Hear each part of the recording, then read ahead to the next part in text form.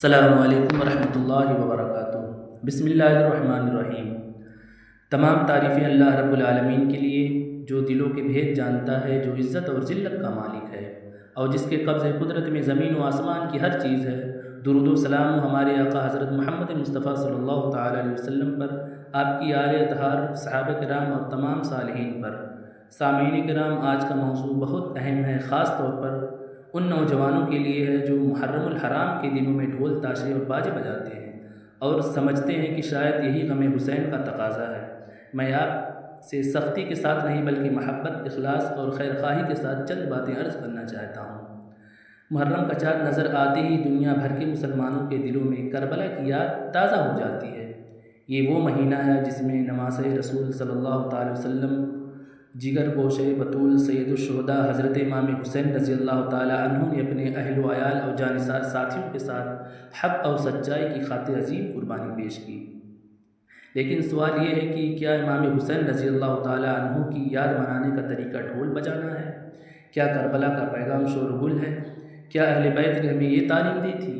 اگر ہم تاریخ اسلام کا مطالعہ کریں تو یہ ہمیں کہیں بھی یہ نہیں ملتا کہ صحابہ کرام، تابعین، تبع تابعین یا ائمہ دین نے محرم میں ڈھول بجائے ہوں، بلکہ ان بزرگوں نے ہمیشہ دین کو قرآن و سنت کی روشنی میں سمجھا اور عمل کیا۔ میرے عزیز نوجوانوں، ذرا ایک لمحے کے لیے اپنی آنکھیں بند کرو اور میدان کربلا کا تصور کرو۔ گرمی کی شدت ہے، ریت آگ کی طرح تپ رہی ہے، فرات کا پانی قریب ہے لیکن حسین کے قافلے پر بند ہے۔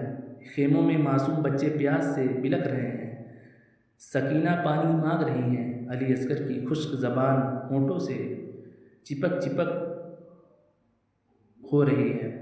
علی اکبر رضی اللہ تعالی عنہ جوانی کی بہار میں قربان ہونے جا رہے ہیں۔ حضرت عباس رضی اللہ تعالی عنہ وفاداری کی تاریخ رقم کر رہے ہیں، اور امام حسین رضی اللہ تعالی عنہ اپنے رب کے حضور صبر و رضا کا ایسا نمونہ پیش کر رہے ہیں جس کی مثال قیامت تک نہیں مل سکتی۔ بتاؤ، کیا اس منظر کو یاد کر کے انسان کا دل نرم نہیں ہوتا؟ کیا آنکھوں سے آنسو نہیں نکلتے؟ کیا انسان اپنے گناہوں پر شرمندہ نہیں ہوتا؟ لیکن افسوس، بعض لوگ اس عظیم قربانی کے پیغام کو سمجھنے کے لیے صرف شور ہنگامے اور رسوموں میں مصروف ہو جاتے ہیں۔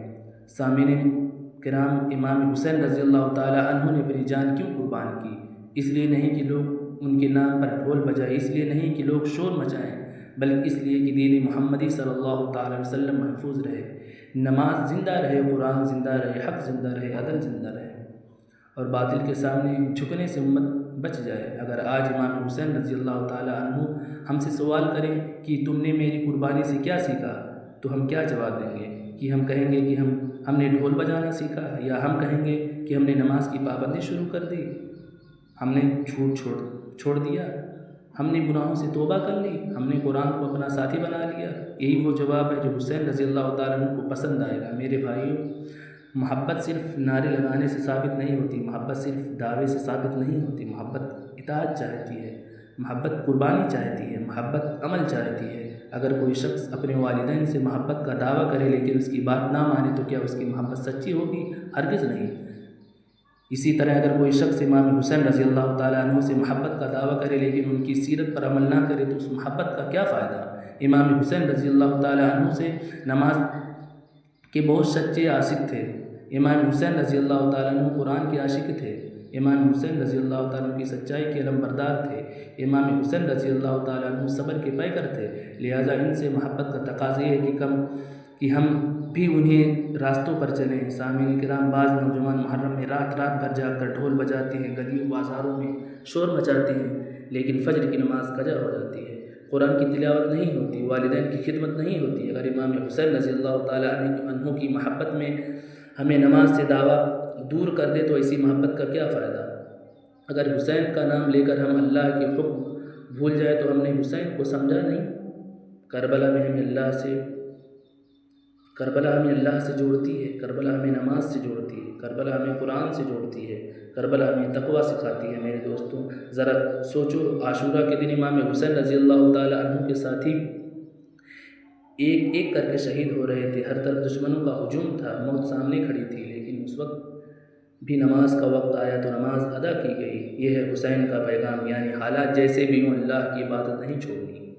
آج ہم سے کوئی جنگ نہیں ہو رہی، ہم پر کوئی تلوار نہیں اٹھ رہی، پھر بھی ہم نماز میں سستی کرتے ہیں۔ یہ سوچنے کی بات ہے کہ محرم میں ہمیں جگانے آیا، محرم ہمیں بدلنے آیا، محرم ہمیں اللہ کے قریب کرنے آیا، نہ کہ ہمیں رسم میں الجھانے آیا ہے۔ میرے نوجوان بھائیوں، آپ کے اندر طاقت ہے، جذبہ ہے، ہمت ہے، لیکن اس طاقت کو صحیح راستے پر لگاؤ۔ اگر تم ڈھول بجانے میں گھنٹوں لگا سکتے ہو تو قرآن سیکھنے میں وقت کیوں نہیں دے سکتے؟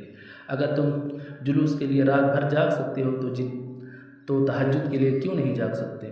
اگر تم حسین کے نام پر نعرے لگا سکتے ہو تو ان کی سیرت کو کیوں نہیں پڑھ سکتے؟ سوچو، قیامت کے دن امام حسین سے ملاقات ہوئی تو تم سے کیا پوچھیں گے؟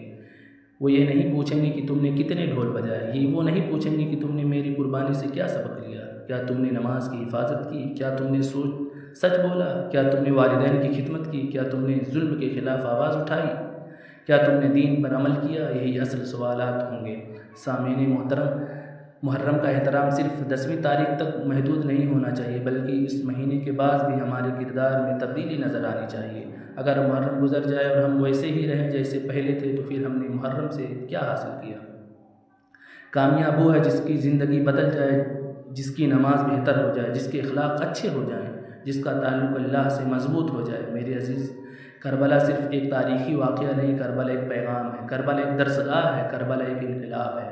کربلا سکھاتی ہے کہ حق پر قائم رہو، کربلا سکھاتی ہے کہ ظلم کے سامنے نہ جھکو، کربلا سکھاتی ہے کہ دین کے لیے قربانی دو، کربلا سکھاتی ہے کہ اللہ کی رضا سب سے بڑی چیز ہے۔ اور یاد رکھو، حسین رضی اللہ تعالیٰ عنہ کا نام صرف زبان پر نہیں ہونا چاہیے بلکہ کردار میں ہونا چاہیے۔ حسین کی محبت صرف آنکھوں کے آنسوں میں نہیں بلکہ اعمال پر نظر آنی چاہیے۔ حسین کی یاد صرف مجلسوں میں نہیں بلکہ نمازوں میں بھی ہونی چاہیے۔ میرے نوجوان بھائی، اگر تم واقعی امام حسین سے محبت کرتے ہو تو آج عہد کرو کہ میں نماز نہیں چھوڑوں گا، میں قرآن پڑھوں گا، میں والدین کی خدمت کروں گا، میں جھوٹ نہیں بولوں گا، میں گالی نہیں دوں گا، میں ظلم نہیں کروں گا، میں اللہ کی نافرمانی سے بچوں گا۔ یہ عہد اگر تم نے کر لیا تو یقین جانو کہ یہ امام حسین کے لیے سب سے بڑا خراج عقیدت ہوگا۔ آخر میں اللہ تعالیٰ سے دعا ہے کہ وہ ہمیں محرم الحرام کی حقیقی روح سمجھنے کی توفیق عطا فرمائے، ہمیں امام حسین اور اہل بیت کی سچی محبت نصیب فرمائے اور ہمیں ان کے نقش قدم پر چلنے والا بنا، اور اللہ تعالیٰ ہمارے دل کو قرآن کی محبت سے بھر دے، ہماری زندگیوں کو سنت رسول صلی اللہ تعالیٰ علیہ وسلم کے مطابق بنا دے، اور ہمیں دنیا و آخرت کی کامیابی عطا فرمائے۔ آمین یا رب العالمین۔